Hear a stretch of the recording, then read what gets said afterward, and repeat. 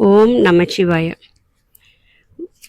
வரும் 17/2/2026 அன்று அமாவாசை உடன் சூரிய கிரகணமும் நிகழ உள்ளது.